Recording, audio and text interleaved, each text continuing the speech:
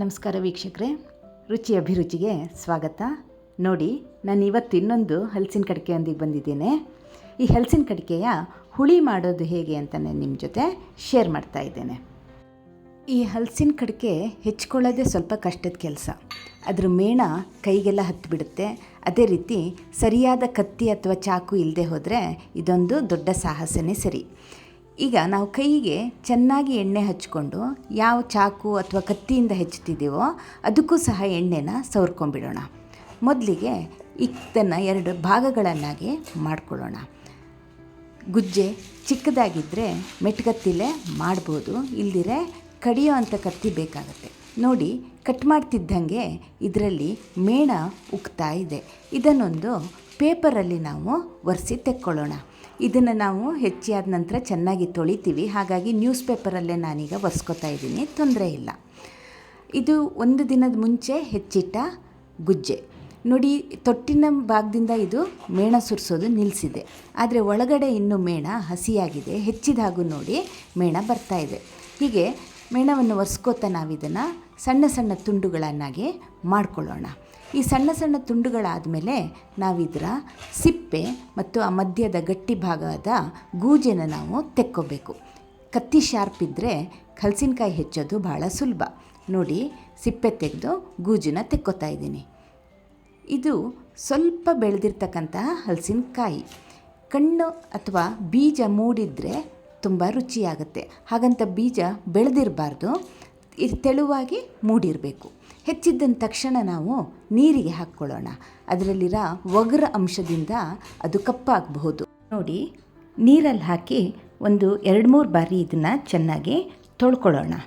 ನಂತರ ಇದನ್ನು ಒಂದು 10 ನಿಮಿಷ ಅಥವಾ 10 ನಿಮಿಷಕ್ಕೂ ಜಾಸ್ತಿ ನೀರಲ್ಲಿ ಅರಿಶಿಣದ ಪುಡಿಯನ್ನು ಹಾಕಿ ನೆನೆ ಬಿಡೋಣ. ಆಗ ಇದರಲ್ಲಿರೋ ಚೊಗುರು ಅಂಶ ಪೂರ್ತಿ ಇದು ಬಿಟ್ಕೊಳ್ಳುತ್ತೆ. ಕೆಲವೊಂದು ಹಲಸಿನಕಾಯಲ್ಲಿ ಚೊಗುರು ಸ್ವಲ್ಪ ಜಾಸ್ತಿ ಇರುತ್ತೆ, ಅದರಿಂದ ಪದಾರ್ಥ ಮಾಡಿದರೆ ಸ್ವಲ್ಪ ಕಹಿ ಬರ್ಬೋದು. ಹೀಗೆ ಅರಿಶಿನ ಹಾಕಿ ಸ್ವಲ್ಪ ಹೊತ್ತು ನೀರಲ್ಲಿ ನೆನೆಸಿಟ್ರೆ ಚೊಗರೆಲ್ಲ ಬಿಟ್ಕೊಂಡು ಕಹಿ ಅಂಶ ಹೋಗುತ್ತೆ. ಇದನ್ನು ನಾವು ಬೇಯಿಸೋಕ್ಕಿಡೋಣ. ಹಲಸಿನಕಾಯಿನ ನಾವು ಕುಕ್ಕರಲ್ಲೇ ಬೇಯಿಸೋಣ. ಹಲಸಿನಕಾಯಿ ಹಾಕೋಕ್ಕೂ ಮುಂಚೆ ಕುಕ್ಕರಿಗೆ ನಾವು ಚೆನ್ನಾಗಿ ಎಣ್ಣೆನ ಸವರ್ಕೊಳ್ಳೋಣ. ಏಕೆ ಅಂದರೆ ಇದು ಬೇಯುವಾಗ ಮತ್ತೆ ಮೇಣ ಬಿಟ್ಕೊಂಡ್ಬಿಟ್ಟು ಪಾತ್ರೆಗೆಲ್ಲ ಇದು ಅಂಟ್ಕೊಳ್ಳುತ್ತೆ. ಆಮೇಲೆ ಎಷ್ಟು ತೊಳೆದ್ರೂ ಹೋಗೋದು ಕಷ್ಟ. ಹೀಗೆ ಎಣ್ಣೆ ಸವರಾದ್ಮೇಲೆ ಹೋಳನ್ನೆಲ್ಲ ಕುಕ್ಕರಿಗೆ ಹಾಕ್ಕೊಳ್ಳೋಣ. ಈ ಹಲಸಿನಕಾಯಿ ಏನಿದೆ ಇದು ನಾವು ಕುಕ್ಕರಲ್ಲಿ ಬೇಯಿಸೋದೇ ಒಳ್ಳೆಯದು. ಹಾಗೆ ಪಾತ್ರೆಯಲ್ಲಿ ಇಟ್ಟು ಸ್ಟವ್ ಮೇಲೆ ಬೇಯಿಸ್ತೀವಿ ಅಂತಾದರೆ ಎಷ್ಟೊತ್ತಾದರೂ ಬೇಯೋದಿಲ್ಲ, ಗ್ಯಾಸ್ ತುಂಬಾ ಖರ್ಚಾಗುತ್ತೆ. ಕುಕ್ಕರಲ್ಲಾದರೆ 1 ವಿಷಲ್ ತೆಗೆಸಿದರೆ ಸಾಕು. ಕೆಲವೊಂದು ಹಲಸಿನಕಾಯಿಗಳು ಗಟ್ಟಿ ಇರ್ತವೆ, ಅವಕ್ಕೆ ನಾವು 2 ವಿಷಲ್ ತೆಗೆಸ್ಬೇಕಾಗಬಹುದು. ಆದರೆ ಈ ಮರದ ಹಲಸಿನಕಾಯಿ ಏನಿದೆ ಇದು ಬಹಳ ಬೇಗ ಹಾಗೂ ತುಂಬ ಸಾಫ್ಟಾಗಿ ಬೇಯೋದ್ರಿಂದ ಇದಕ್ಕೆ ನಾವು 1 ವಿಷಲ್ ತೆಗೆಸಿದರೆ ಸಾಕು. ಈಗ ಹೋಳು ಮುಳುಗೋವಷ್ಟು ನೀರು ಮತ್ತು ಉಪ್ಪು ಹಾಕ್ಕೊಂಡ್ಬಿಟ್ಟು ನಾವು ಇದನ್ನು ಬೇಯಿಸ್ಕೊಳ್ಳೋಣ. ಮಸಾಲ ರುಬ್ಕೊಳ್ಳೋಕ್ಕೆ ನಾನು 1/4 ಸ್ಪೂನ್ ಸಾಸಿವೆ, 1/4 ಸ್ಪೂನ್ ಮೆಂತ್ಯೆ, 1/4 ಸ್ಪೂನ್ ಜೀರಿಗೆ, 1 ಸ್ಪೂನ್ ಕಡಲೆಬೇಳೆ, ಅರ್ಧ ಸ್ಪೂನ್ ಉದ್ದಿನಬೇಳೆ, 1.5 ಸ್ಪೂನ್ ಧನಿಯಾ, ಹಾಗೆ ಒಂದು 5ರಿಂದ 6 ಮೆಣಸಿನಕಾಯಿ, ಒಣಮೆಣಸಿನಕಾಯಿನ ನಾನು ತಗೋತಾ ಇದ್ದೀನಿ. ಇದನ್ನು ನಾವು ಡ್ರೈ ರೋಸ್ಟ್ ಮಾಡ್ಕೊಳ್ಳೋಣ. ನಾನು ಡ್ರೈ ರೋಸ್ಟ್ ಮಾಡೋದೇ ಜಾಸ್ತಿ ಸಾಂಬಾರಿಗೆಲ್ಲ ಮಸಾಲಾನ. ನೀವು ಬೇಕಾದರೆ ಅರ್ಧ ಸ್ಪೂನ್ ಎಣ್ಣೆ ಹಾಕ್ಕೊಂಡು ಸಹ ಇದನ್ನು ಹುರ್ಕೊಬೋದು. ಚೆನ್ನಾಗಿ ಹುರ್ಕೊಂಡು ಬೇಳೆಕಾಳು ಹೊಂಬಣ್ಣಕ್ಕೆ ಬರೋ ತನಕ ನಾವು ಇದನ್ನು ಹುರ್ಕೋಬೇಕಾಗುತ್ತೆ. ಹುರ್ಕೊಂಡಿರೋ ಮಸಾಲಕ್ಕೆ 1 ಬಟ್ಲು ಹಸಿ ತೆಂಗಿನಕಾಯಿ ತುರಿನ ಹಾಕ್ಕೋತಾ ಇದ್ದೀನಿ.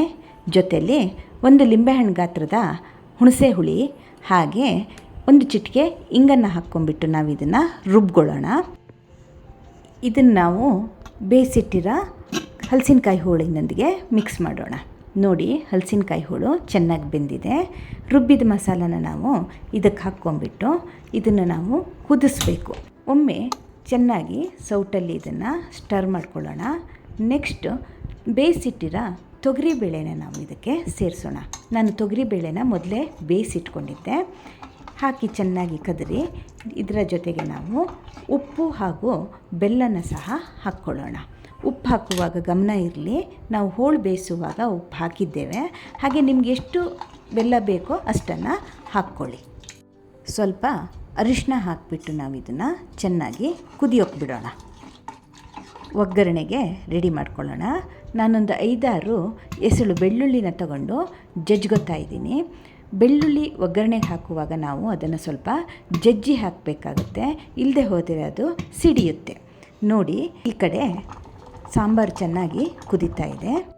ಒಂದು ಒಗ್ಗರಣೆ ಹಾಕಿದರೆ ಹುಳಿ ರೆಡಿ. ಒಗ್ಗರಣೆಗೆ 2 ಸ್ಪೂನ್ ಎಣ್ಣೆ ಕಾಯಿಸ್ಕೊಂಡ್ಬಿಟ್ಟು ಸಾಸಿವೆ ಹಾಕಿ ಸಿಡಿಸ್ಕೊಂಡು ನಾವು ಜಜ್ಜಿಟ್ಕೊಂಡಿರೋ ಬೆಳ್ಳುಳ್ಳಿನ ಹಾಕಿ ಚೆನ್ನಾಗಿ ಹುರಿಯೋಣ. ಬೆಳ್ಳುಳ್ಳಿ ಲೈಟ್ ಬ್ರೌನ್ ಕಲರ್ ಬರೋ ತನಕ ನಾವು ಹುರ್ಕೋಬೇಕಾಗುತ್ತೆ. ಕರಿಬೇವಿನ ಸೊಪ್ಪನ್ನು ಸಹ ಹಾಕ್ಕೊಳ್ಳೋಣ. ನೋಡಿ, ಈಗ ಬೆಳ್ಳುಳ್ಳಿ ಲೈಟ್ ಬ್ರೌನ್ ಕಲರ್ಗೆ ತಿರುಗಿದೆ. ಸ್ಟವ್ ಆಫ್ ಮಾಡಿ ಒಗ್ಗರಣೆನ ಸಾಂಬಾರಿಗೆ ಹಾಕ್ಕೊಂಡ್ರೆ ಹಲಸಿನ ಕಡಿಕೆ ಸಾಂಬಾರು ಸವಿಯಲು ಸಿದ್ಧ. ಹಲಸಿನಕಾಯಿ ಸೀಸನಲ್ಲಿ ಮಲೆನಾಡಿನ ಮನೆಗಳಲ್ಲಿ ಒಂದು ಬಾರಿಯಾದರೂ ಹಲಸಿನಕಾಯಿ ಸಾಂಬಾರು ಮಾಡ್ಕೊಂಡು ತಿಂದೇ ಹೋದರೆ ಆ ಸೀಸನ್ನೇ ಅಪೂರ್ಣ ಅನಿಸುತ್ತೆ.